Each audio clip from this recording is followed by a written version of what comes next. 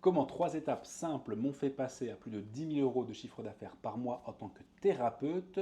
Si tu regardes cette vidéo, reste bien jusqu'au bout parce que tu vas apprendre comment ces 3 étapes que je vais t'expliquer point par point vont te permettre d'augmenter la fréquentation de ton activité, de ton cabinet. Je m'appelle Lucas, je suis thérapeute et entrepreneur. J'ai dépassé les 10 000 euros de chiffre d'affaires par mois en quelques mois seulement avec mon activité. Je suis thérapeute manuel et je vous explique au fur et à mesure ce que j'ai mis en place pour mon cabinet pour que vous puissiez le faire dans le vôtre. Cette vidéo, elle est sans script, donc il y a forcément des moments où je vais pouvoir réfléchir un petit peu à ce que je vais dire, mais au moins c'est mon témoignage sincère et honnête de ma propre expérience que je vous livre. Donc restez bien jusqu'à la fin de cette vidéo parce que vous allez comprendre comment ces 3 étapes vont vous faire avoir plus de patients. Quand on est thérapeute, on pense bien souvent au fait que la personne arrive dans notre cabinet ou dans notre pratique, dans notre salle de pratique. On pense à la consultation, à la séance. D'accord? Mais ça, c'est une étape parmi les 3. Ce qu'il faut bien penser, c'est que ce qui m'a permis vraiment de débloquer euh, un plus grand chiffre d'affaires et plus de personnes et une meilleure prise en charge, c'est que j'ai réalisé qu'il y a les 3 étapes qui sont avant la consultation ou la séance, pendant la séance, après la séance. Et il faut optimiser ces 3 étapes-là, parce que c'est hyper important pour la prise en charge de nos clients ou de nos patients. D'accord? C'est vraiment extrêmement important. Avant, ça va être tout ce qui va être comment est-ce que la personne nous a connus et nous perçoit. Comment est-ce que la personne, quelle image nous donnons à la personne avant même qu'elle vienne nous voir en cabinet. Comment est-ce que je parle de moi-même? Comment est-ce que je montre ce que je fais? J'en montre les bénéfices aux personnes qui ne me connaissent pas encore. Et quand elles vont me connaître, qu'est-ce qu'elles vont penser de moi? Quelle image je donne de moi? Qu'est-ce que je fais? Moi, par exemple, j'ai beaucoup de personnes qui sont venues me voir au cabinet en me disant je suis venu parce que vous aviez l'air super sympa. Alors, parce qu'il y a des bénéfices, mais parce que j'ai l'air super sympa.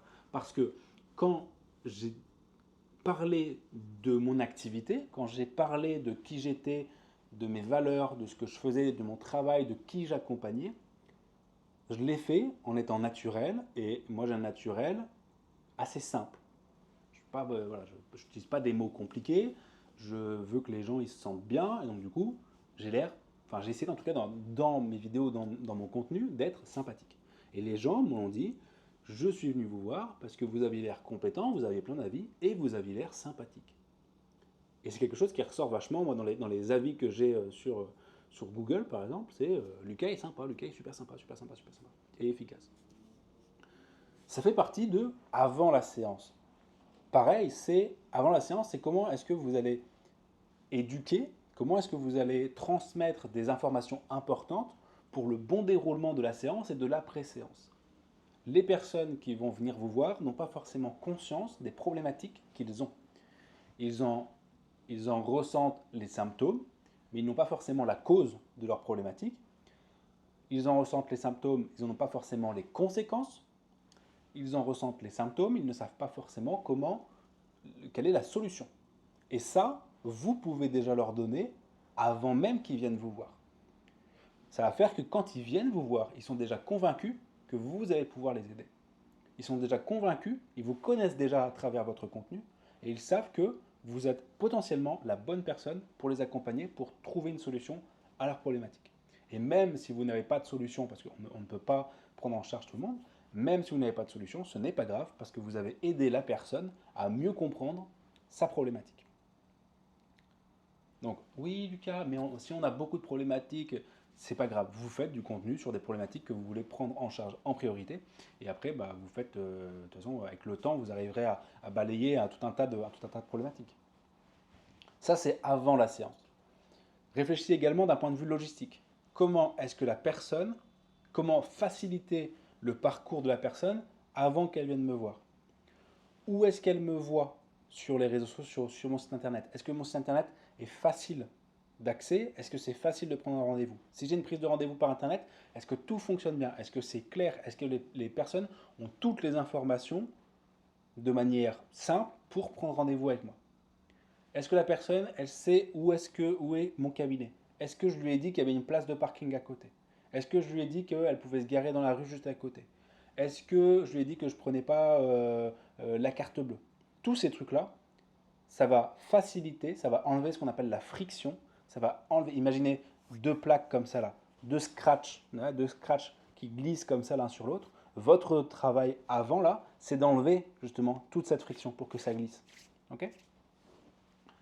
Et ça, vous le faites dans votre communication et d'un point de vue logistique. Ça va aider les gens à passer à l'action. Tout ce travail en amont, c'est ce qu'on appelle du marketing. Le marketing, c'est simplement donner confiance aux gens pour qu'ils viennent vous voir. C'est aider les gens avec des petites actions, aider les gens à prendre conscience de leurs problèmes et à venir vous voir pour être aidés. C'est d'ailleurs ce que je fais avec ces vidéos. Si vous aimez d'ailleurs, je vous laisse vous abonner. Je vous donne des solutions concrètes pour vos activités, pour que ça bâtisse une connexion, une relation entre vous et moi, pour que si vous avez besoin d'aide, vous me fassiez confiance. Par exemple, si vous voulez que je m'occupe de développer votre activité, je peux le faire. Vous avez un lien dans la description qui est juste en dessous. Vous pouvez cliquer et je vous fais un appel, on fait un appel ensemble complètement gratuit où je vous explique comment est-ce que je peux améliorer votre activité. Je ne prends que 5 personnes par mois. Cette confiance que vous avez créée avec vos clients, vos patients, c'est hyper important. Parce que en plus de ça, vous allez attirer des gens qui vous font confiance. Vous n'aurez plus de personnes, ou beaucoup moins de personnes désagréables. Beaucoup moins. Parce que les personnes désagréables qui ne vous aiment pas, ça arrive, je suis désolé de vous dire qu'il y a des personnes qui ne vont pas vous aimer.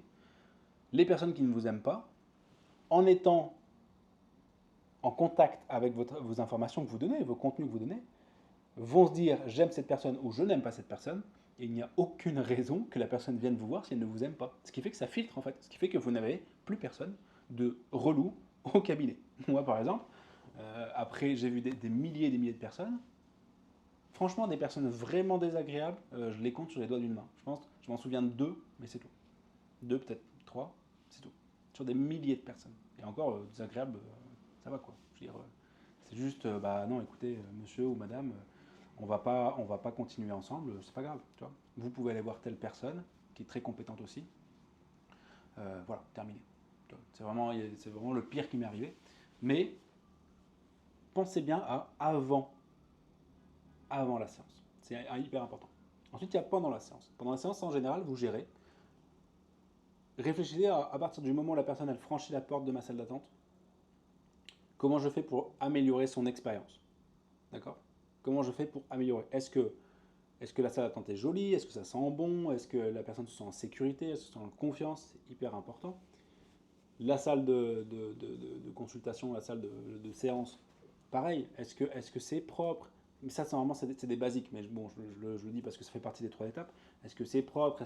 Est-ce que la personne se sent en confiance? Tout ça, machin. Moi, pour avoir fait j'ai fait des stages. J'ai fait des stages dans des endroits, des fois, t'hallucines hein, quand même. Hein, t'hallucines. Ouais, ouais, ouais.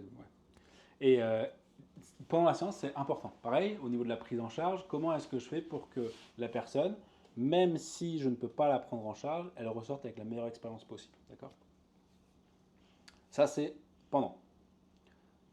Après, bien souvent, vous oubliez de la pré-séance.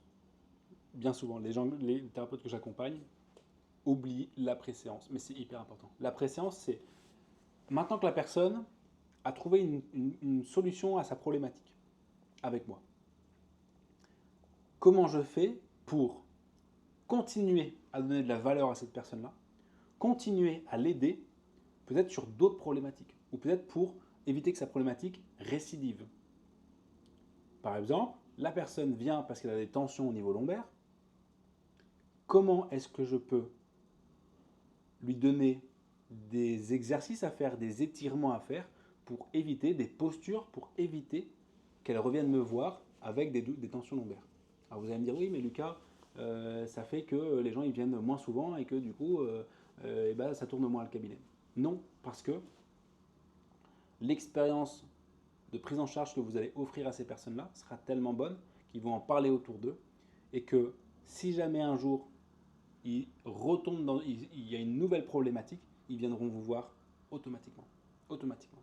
Parce que la prise en charge a été tellement bien qu'ils ne vont même pas se poser la question de est-ce que je vais voir quelqu'un d'autre. Non, ils vont venir vous voir vous.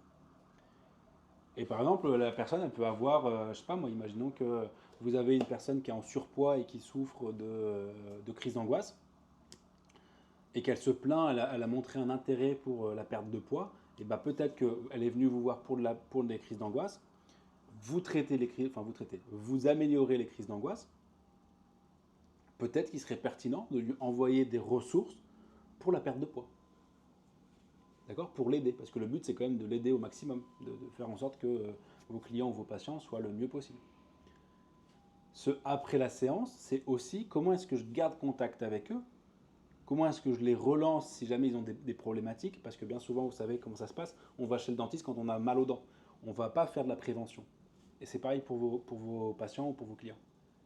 C'est important de leur rappeler que vous existez, parce que comme ça leur permet, à partir du moment où ils ont une petite problématique, de venir vous voir avant que ce soit trop tard. Moi, j'avais des gens qui venaient et qui étaient bloqués du dos, et je leur dis, mais ça fait longtemps que ça vous fait mal? Ah bah oui, ça fait déjà un mois que je sens que ça tire et tout. S'ils étaient venus avant, en une séance terminée, mais là, vu que c'est bloqué, il va bien falloir 2-3 séances, quoi. Donc en fait, vaut mieux faire de la prévention vaut mieux prévenir que guérir pour le coup. Même si je ne guéris pas, je ne suis pas médecin.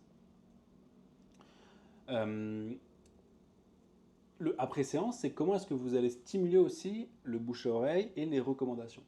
Demandez, envoyez des mails, faites des campagnes SMS pour demander des avis sur Google, pour vous recommander, pour si vous faites des promotions, si vous faites un nouvel accompagnement, si vous avez des changements dans le cabinet.